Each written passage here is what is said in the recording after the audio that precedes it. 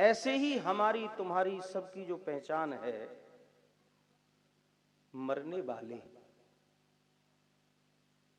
क्योंकि हम रोज मरते हैं इसलिए मरने वाले हैं। प्रतिदिन मरते हैं, पल पल मरते हैं, हर पल मरते हैं।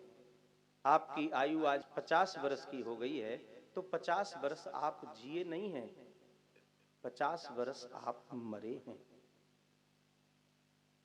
कोई 60 का हो गया, कोई 70 का हो गया, कोई 80 का हो गया। तो वो जितना भी बरस अब तक जिया है वो वास्तविक जिया नहीं है, वो मरा है। वो समय वापस आने वाला नहीं है और अगले पल का किसी को कोई भरोसा नहीं है। परीक्षित को भरोसा है कि मुझे 7 दिन अभी और जीना है, क्योंकि संत का शाप है। हमें तो अपने अगले पल का भी भरोसा नहीं कि अगले पल क्या होगा।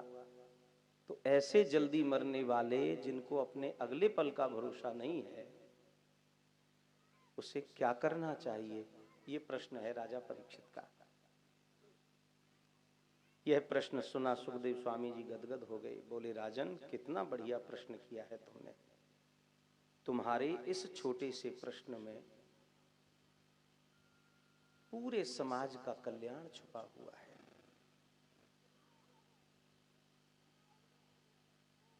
परीक्षित ने प्रश्न पूछने में कोई भूमिका नहीं बनाई, तो आचार्य सुखदेव जी ने उस प्रश्न का जवाब देने में भी कोई भूमिका नहीं बनाई। सीधे प्रश्न सुना तो सुखदेव स्वामी जी ने सीधे उसका उत्तर दे दिया। राजन, जल्दी मरने वाले को तो भैया एक ही काम करना चाहिए। क्या? श्वास श्वास पर कृष्ण भज, वृथा श्वास मत खो। ना जाने या श्वास को फिर आवन हो न हो।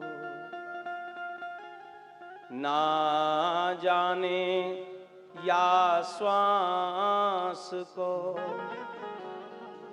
फिर आवन हो न हो। जीव को जब ये पता चल जाए कि मैं मरने वाला हूं, और ये बात सबको पता होनी चाहिए कि हम मरने वाले हैं, हर पल मर रहे हैं, पल पल मर रहे हैं। पल पल मरने का नाम ही जीवन है साहब। तो ऐसे उस व्यक्ति को अपनी प्रत्येक श्वास पर भगवान का नाम जोड़ देना चाहिए, ये सोच करके कि न जाने मेरे जीवन की कौन सी श्वास अंतिम श्वास हो सकती है। प्रत्येक श्वास पर हरि का नाम जोड़िए। एक श्वास भी यदि मरते वक्त मुख से भगवान का नाम निकल गया, जीवन के लिए पर्याप्त है। एक ही नाम कल्याण कर सकता है। ये जो अपन माला जपते हैं, साधु संत महापुरुष, माला जपने का जो विधान है, क्यों है? भगवान का नाम तो वैसे भी लिया जा सकता है।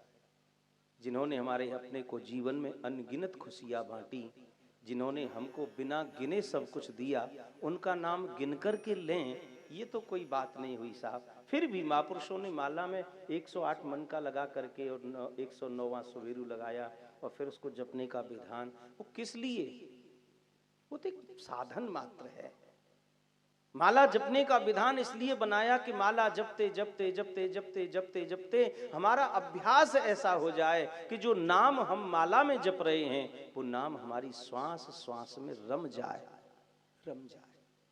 फिर माला की जरूरत नहीं पड़ेगी, फिर श्वास श्वास पर नाम चलेगा। मौन होकर भी भगवान का नाम लिया जाता है। 3 तरह का जाप होता है। एक तो गा करके, जिसे कीर्तन कहते हैं। एक जाप वो होता है जिसे अपन बोल रहे हैं, मुख में जिह्वा भी हिल रही है, होठ भी हिल रहे हैं, पर सुनाई नहीं पड़ता और मंत्र जाप कर रहे हैं। और एक होता है अल्पा जाप, जिसमें न मुख हिलता है, न होठ हिलते हैं, न जिह्वा हिलती है और जाप चल रहा है। वो श्वास श्वास पर नाम चल रहा है भैया। तो अपनी प्रत्येक श्वास पर हरि का नाम जोड़ दीजिए। जीव को जब पता लग जाए कि मैं मरने वाला हूं, तो ऐसे उस व्यक्ति को परीक्षित ज्यादा से ज्यादा एकांत सेवन करना चाहिए, अकेले में रहे, अकेले में। धीरे धीरे उसका जो मन है वो शांत हो जाएगा। एकांत का बड़ा महत्व है साहब।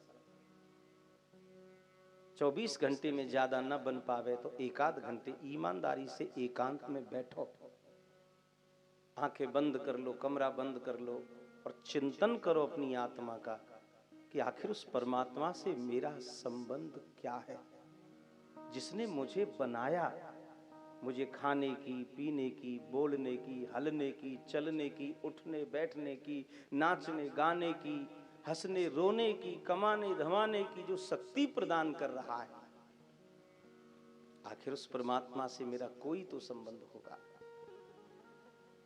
ऐसा आत्मचिंतन जब हम रोज करेंगे तो चिंतन करते करते करते करते करते करते ये कथा भी जीवन में प्रभावी होने लग जाएगी।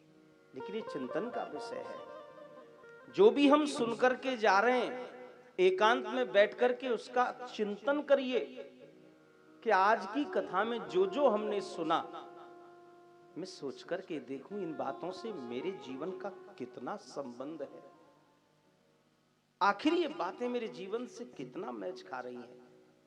इसी को कहते हैं आत्मचिंतन।